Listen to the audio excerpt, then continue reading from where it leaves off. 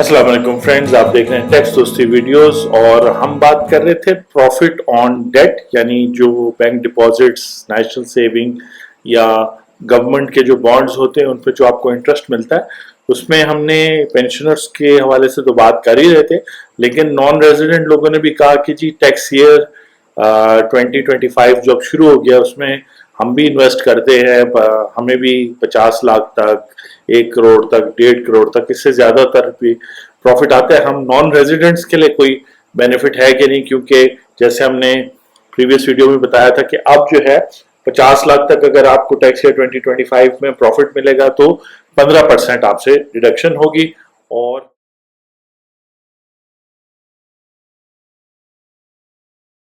और अगर आप नॉन फाइलर है किसी वजह से तो 35% होगी, लेकिन अगर आप रिटर्न फाइल कर लेंगे फिर अगले साल तो ये बाकी जो है ना रिफंड में आ सकते हैं। इसी तरह अगर 1 करोड़ पे करेंगे तो 36% है और 1.5 करोड़ पे 39%, और आप सोच सकते हैं कि ये इफेक्टिवली 50% तक जाएगा। तो बिल्कुल एक टैक्स हैक है नॉन रेजिडेंट लोगों के लिए। और मजे की बात है कि इसमें बड़ा क्लियरली बताया गया है कि चाहे वो POC Pakistan origin card holder हो, national identity card for overseas Pakistani हो, या रेगुलर सीएनआईसी हो, अगर वो नॉन रेजिडेंट है यानी वो पाकिस्तान में 183 डेज नहीं रहे टैक्स ईयर 2015 में, जो अब स्टार्ट हो चुका है 1 जुलाई 2024 से, सॉरी 2025 मैंने बोलना था, 2015 शायद बोल गया। तो इस साल अभी 1 जुलाई से स्टार्ट होगी और 30 जून 2025 को खत्म होगा। आप अगर नॉन रेजिडेंट हैं और आपने एक स्केड्यूल्ड बैंक में फिक्स डिपॉजिट किया हुआ है और रुपी अकाउंट है आपका, और आपने वो रुपी अकाउंट इस तरह उसमें रुपीज इस तरह ट्रांसफर किए कि आपने डायरेक्टली फॉरेन रिमिटेंस की है अपने बैंक से उस बैंक में, तो फिर आपको जो प्रॉफिट मिलेगा चाहे वो 50 लाख से कम है उस पर 15% नहीं लगेगा, वो टैक्स एग्जेम्प्ट होगा।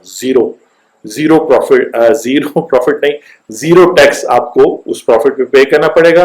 और फिर गोइंग फॉरवर्ड इसी तरह 36% के बजाय आपको जीरो टैक्स उस पर पे करना होगा। और अगर 1.5 करोड़ का आपको प्रॉफिट होता है तो उसमें 1 रुपए भी जो है बैंक आपसे जो है विदहोल्ड नहीं करेगा, विदहोल्डिंग भी नहीं होगी। यानी कि या हमने ऊपर समझाया था कि आपकी विदहोल्डिंग जो होती है, जैसे इस साल ये विदहोल्डिंग्स है नॉर्मल, और आपकी टैक्स लाइबिलिटी इतनी बनती है, यानी विदहोल्डिंग तो 15% ही बैंक करता रहेगा चाहे जितनी भी अमाउंट हो, लेकिन आपकी एक्चुअल टैक्स लाइबिलिटी इतनी बनेगी डिपेंडिंग के आपकी कितनी अमाउंट है, क्या सच्चा है।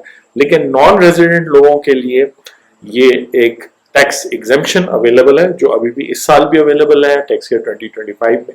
इनको या तो याद नहीं रहा या वो भूल गए, तो ये अवेलेबल है। नॉन रेजिडेंट तीनों कैटेगरीज हैं और वो स्केड्यूल्ड बैंक होना चाहिए। और मेरी अंडरस्टैंडिंग है कि अगर नेशनल सेविंग भी स्केड्यूल्ड बैंक है तो नेशनल सेविंग भी उसमें आता है, और रुपी अकाउंट होना चाहिए। रुपी अकाउंट की कंडीशन बस ये है कि आपने पैसे डायरेक्टली भेजे हो, ये ना हो कि आपने यहाँ से पाकिस्तान से उसमें डिपॉजिट किए हो, आपने 100% जो है ना वहां से बाहर से फॉरेन रेमिटेंस की हो। फिर जितना भी प्रॉफिट होगा उस पर कोई टैक्स आपको नहीं करना पड़ेगा, आप टैक्स फ्री होंगे। मैं हूं आपका टैक्स दोस्त और टैक्स होस्ट एंथनी विलियम्स, और आप देख रहे हैं टैक्स दोस्ती वीडियोस। ऑब्वियसली आप क्वेश्चंस पूछ सकते हैं कमेंट्स में, उसके अलावा व्हाट्सएप नंबर दिया है, रब्ता कर सकते हैं। कोशिश करें कि अपनी टैक्स प्लानिंग करें, क्योंकि इसमें इस साल बजट में फाइनेंस एक्ट 2024 से जो बजट आया है उसमें काफी सारे सरप्राइजेस हैं, हम आपके सामने ला रहे हैं, तो उसको मैनेज करने की कोशिश करें। आपसे नेक्स्ट वीडियो में मुलाकात होती है। Thank you very much.